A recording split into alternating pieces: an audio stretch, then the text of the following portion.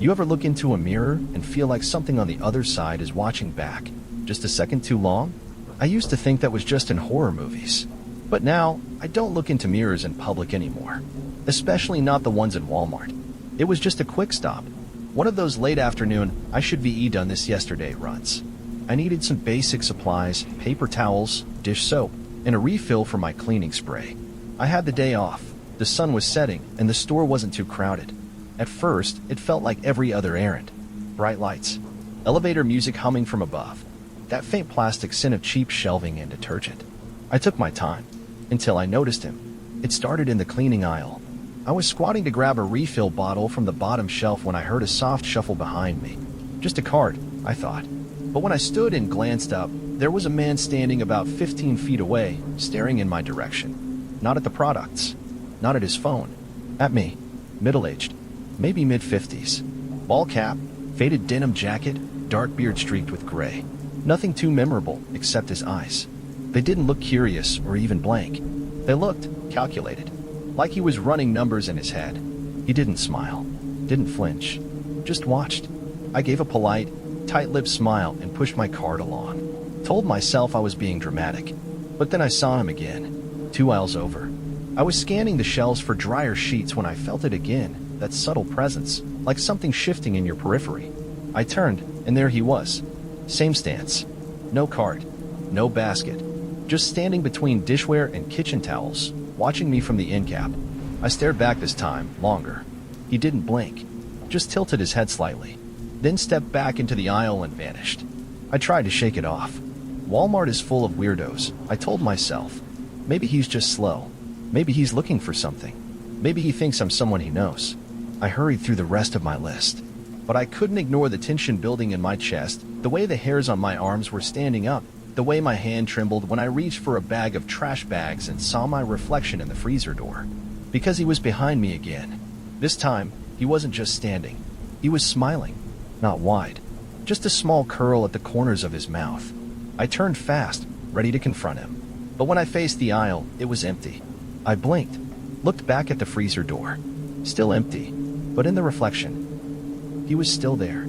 Standing, watching, smiling. I panicked. Abandoned my cart. Power walked toward the front. I tried to blend in, slipping between families, clinging to the edge of a loud group by the electronics.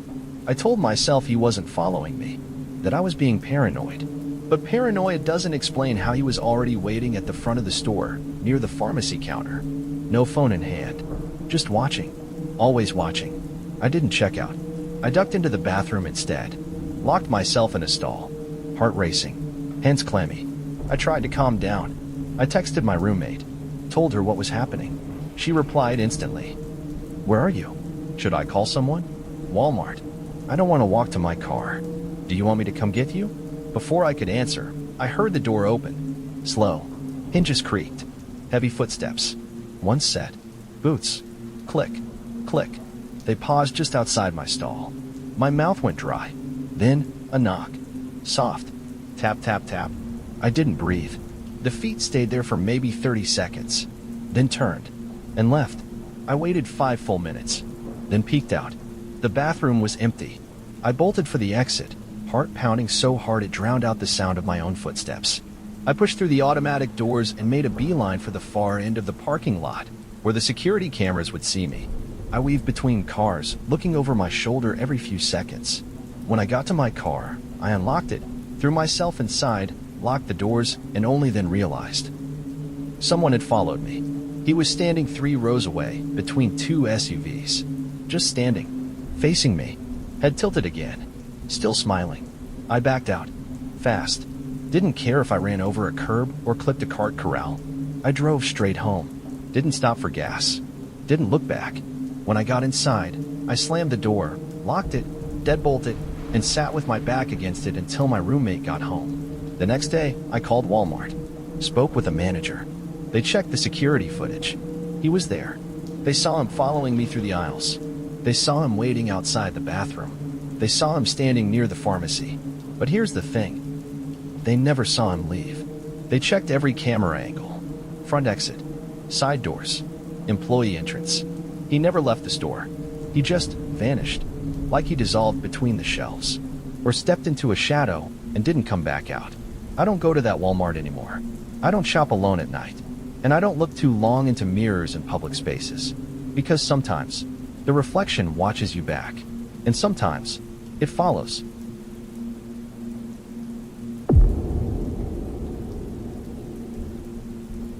Some people don't take no for an answer. They smile, they linger, they wait, and sometimes they find a way to get even closer than you ever thought possible. It started when I was just 21. I was working part-time at a neighborhood grocery store, not glamorous, but it paid enough to keep my student loans at bay while I took night classes. It was a sleepy kind of job, bagging, cleaning the deli slicer, stocking shelves. No drama, no trouble, until him. His name was Nolan. He showed up one afternoon around 4 p.m., just before the dinner rush. I was manning the self-checkouts, casually watching a kid try to scan a box of cereal 3 times, when I noticed someone standing still near the end of the aisle, watching me. He wasn't old, mid-30s, maybe.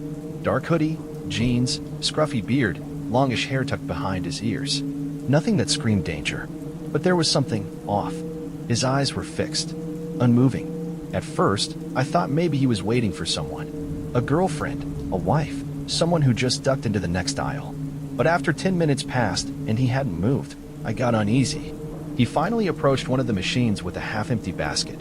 Didn't scan anything for a while, just stood there, looking at me. Then he smiled. Not a warm smile, not friendly, just a curl of the lips that didn't reach his eyes. Later that night, he came through my line, said my name like it was a secret, noticed my name tag, said it softly, Tessa. I nodded, forced a polite smile. Pretty name, he added, placing a single energy drink on the belt. I scanned it quickly. That'll be. I saw you on TV once, he interrupted. I blinked. Sorry. You were in that ad for the town fair last fall, right? He was right. I had appeared in a quick community segment, 15 seconds at most, waving next to the kettle corn booth. I laughed nervously. Yeah, I guess that was me. He smiled again. I remember faces. He came back the next day, and the next, and the day after that. Always between 3 and 5 p.m. Always with just 1 or 2 items, a pack of gum, a soda, a banana. Never enough to actually shop. Just enough to see me, to talk to me. The conversations were short, but he was consistent. Memorizing, repeating things back to me days later, details I didn't even remember saying. You said you liked cinnamon tea, right? You wear that color a lot. It suits you. One day, he handed me a folded piece of paper. No note, just his phone number. I threw it away after he left. It escalated fast. I started switching shifts with coworkers, avoiding front-end duty, spending more time in the stockroom. But he always found me. He started asking my coworkers about me. One of the younger baggers thought it was funny, told Nolan what college I went to, gave him my last name. I was furious. HR brushed it off. He's just a customer, they said. He hasn't done anything wrong. Then one day, he wasn't a customer anymore. He was my coworker. I walked into the break room one afternoon and found him sitting at the table, peeling an orange. He looked up, grinned. Hey, Tess, guess we're working together now. I stood there, stunned, mouth half open. He'd been hired. Hired. No one asked me. No one told me. He was assigned to stocking and floor cleanup, opposite my shift, technically. But shifts overlapped all the time. He knew that. I went to management, shaking. They shrugged. He interviewed well. Background check cleared. I asked them to reconsider. They said I was overreacting, that he was just being friendly. But friendly doesn't follow you to your car after closing. Friendly doesn't stare through the dairy case while you stock yogurt. Friendly doesn't whisper your name when you're bent down tying your shoe. I started getting notes in my locker. You looked sad today. You should smile more. You're beautiful when you do. Don't let them keep us apart. I stopped sleeping. Started carrying pepper spray in my apron. Quit walking to my car alone. Then came the breaking point. One night, I stayed late for inventory. The store was quiet, only 2 of us left. I was in the back, counting cans, when the light suddenly flickered off. I froze. Silence. Then footsteps. Slow. Deliberate. Coming closer. I backed against the shelf, pulled out my phone, turned on the flashlight. A shadow appeared at the end of the aisle. Nolan. I called. No answer. Just more footsteps. Then a whisper. I knew we'd end up here alone. I ran. Out the back exit. into the alley, slammed the door behind me, and called the manager, who lived 10 minutes away. When he got there, Nolan was gone, but the back room was a mess. Boxes knocked over, a crowbar lying on the floor, and tucked under my jacket, which I'd left on a chair, was a photo of me, sleeping. He was fired, but not arrested. There was no proof he'd taken the photo, no cameras in the break room, no direct threat, just fear. A restraining order was filed, but the damage was done. I quit a week later, moved cities, changed my number, but I still check my back seat before I drive, still glance behind me on quiet streets, still jump when I hear my name said just a little too softly. He wanted to get closer, so he got the job, and the next one might do the same.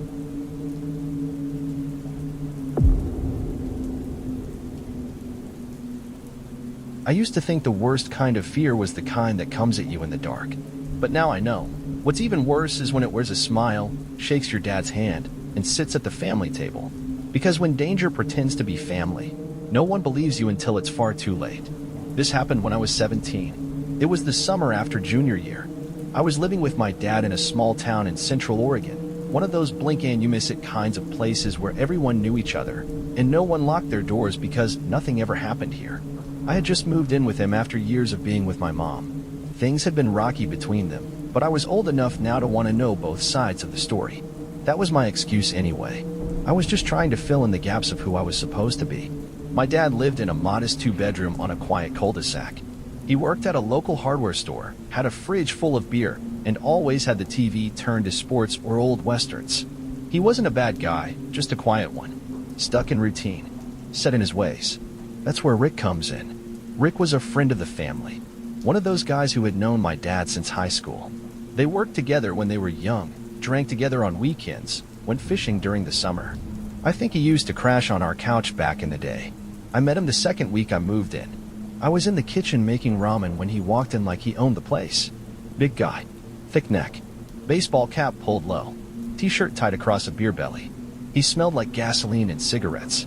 He smiled wide when he saw me. "You must be the kid," he said. "Heard you were getting tall." I smiled politely, mumbled something about school. Rick laughed. "Well, you grew up nice," he said. I was dropping just long enough to make me uncomfortable. My dad didn't say anything, just cracked open a beer and changed the subject. At first, I thought maybe I was imagining it. Rick was around all the time that summer. He'd show up on Saturdays with a 6-pack and a bag of beef jerky, hang out on the porch, and shoot the breeze with my dad until the sun went down. But it didn't take long to notice how his eyes always found me when I walked through the room, how his jokes started getting a little weirder. "Bet the boys at school chase you like dogs," he said once. I tried to laugh it off, looking to my dad for backup, but he didn't even look up from the game. Then it started getting physical. It was subtle at first, a hand on my shoulder when I walked past, a hug that lingered a little too long, a touch to my lower back when he reached for a beer. Once, when I was carrying a stack of laundry to my room, he bumped into me in the hallway, pressed too close. I froze. He didn't apologize, just smiled. "Sorry, tight squeeze," he said, even though it wasn't. I told my dad, tried to explain it gently, that Rick made me uncomfortable, that he touched me weird, that I didn't like the way he looked at me. He shrugged. "That's just Rick," he said. "He's a little rough around the edges, but he wouldn't hurt a fly." I wanted to scream, but I didn't, because I didn't want to be dramatic, didn't want to stir anything up. So I stayed quiet. And that's when things got worse. It was the 4th of July weekend. Dad had planned a little get-together, burgers on the grill, beer in the cooler, fireworks in the driveway. Rick showed up early, of course. Said he'd help with setup. I was upstairs getting ready, just jeans and a tank top. I was brushing my hair when I heard the knock on my bedroom door. "Hey," Rick said. "Your dad sent me up to grab the extra chairs." I hesitated. They were in the hall closet. No reason for him to come into my room. But before I could say anything, he was already inside. Closed the door behind him. The room felt instantly smaller. He stepped in, looking around like he was inspecting something. Then his eyes landed on me. "You look real grown up," he said. I backed away, heart pounding. "The chairs are in the hall," I said, voice shaky. He smiled, took another step. "Just thought I'd come say hi before the party started," he said. And then his hand was on my arm. Not hard, but firm. And for a second, I couldn't move, couldn't speak. Then the door opened. My dad stood there with a paper plate in hand, raising an eyebrow. Rick dropped his hand immediately. "Just grabbing chairs," he said casually. My dad nodded, barely noticing me. I was frozen. That night, I didn't sleep. Locked my bedroom door. Listened for every creak. The next morning, Rick was gone, but he'd left something behind. A note, folded and tucked under my pillow. I didn't see it until bedtime. It said, "You shouldn't wear things that get me thinking." No name, no signature, just that. That was the moment I broke. I took the note and shoved it in my dad's face. Screamed at him, cried, told him everything, every touch, every comment, every look. He sat there in silence. Read the note, then sighed. "I'll talk to him," he said, just like that, like it was a parking ticket. I left 2 days later. Called my mom. Took the bus. Didn't say goodbye. Rick never faced consequences. And my dad? He still talks to him. Says Rick's just old school, and that I misunderstood. But I didn't. I remember every word, every touch, and most of all, I remember the way my own father looked the other way. Not all monsters hide in shadows. Some sit at the dinner table with your family and smile like they've always belonged.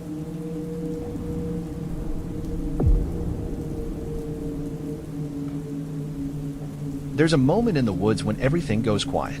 Not peaceful quiet, unnatural quiet. And if you're lucky, you get out before you find out what made it that way. This happened to me 2 years ago. I was 26 and freshly unemployed, newly single, and 2 months behind on rent. I felt like I was watching my life swirl down the drain in slow motion, and I needed to hit pause, just stop everything before I lost my mind. So I drove. No destination in mind, no GPS. Just an old cooler full of bottled water, some gas station snacks, and a vague plan to camp for a night or two in the national forest that spanned miles of Oregon backroads. I didn't tell anyone exactly where I was going. Figured I'd be gone 48 hours max. That was my first mistake. The first day was uneventful.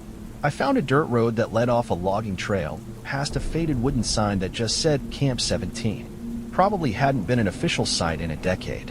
The road was narrow, but clear. I drove until the brush thickened and the tire tracks faded, then pulled over near a mossy patch that looked just flat enough to pitch a tent. It was remote. No cell service. No signs. No other cars. Just me, the trees, and the slow hum of cicadas winding down as dusk settled in. I cracked open a beer, pulled out a book, and told myself this was exactly what I needed.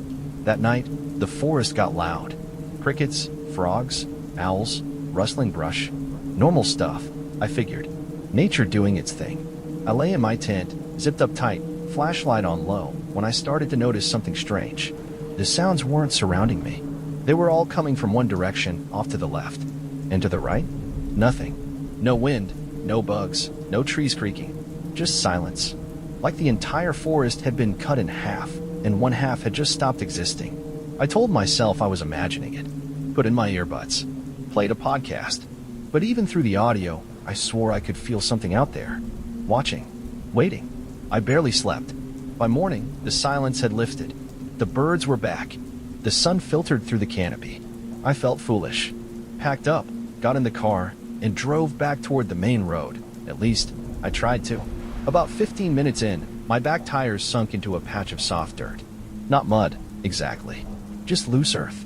I hit the gas. The wheels spun. Kicked up dust. I was stuck. There was no signal, of course. No passing cars. No ranger station nearby.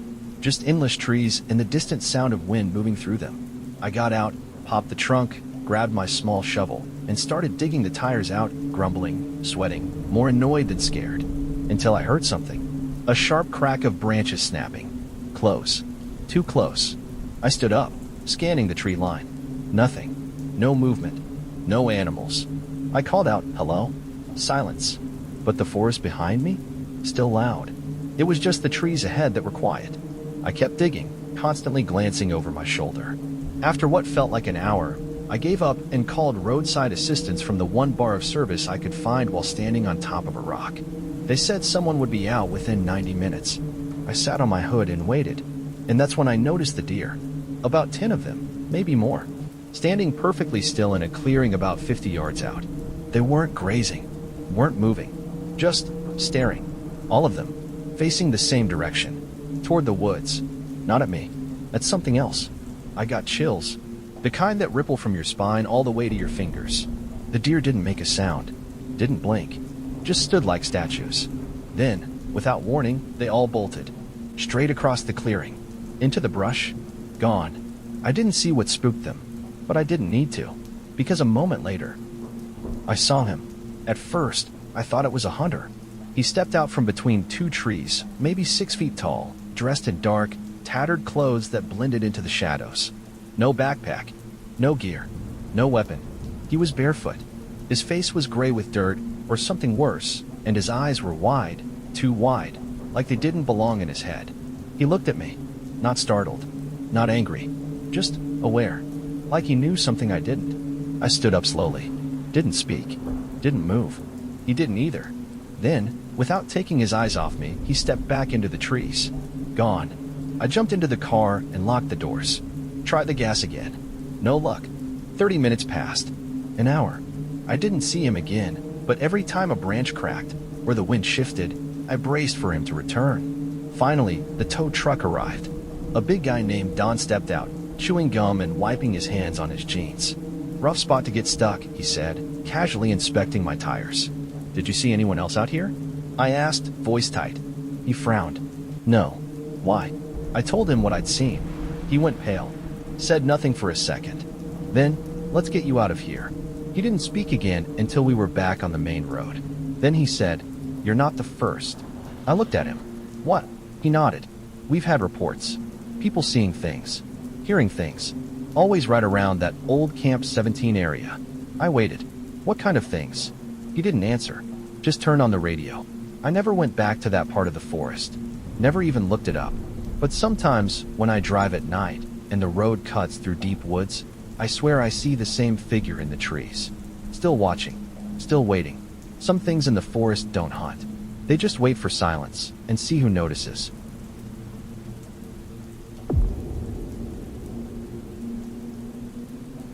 It's funny how the middle of nowhere can feel just fine in daylight.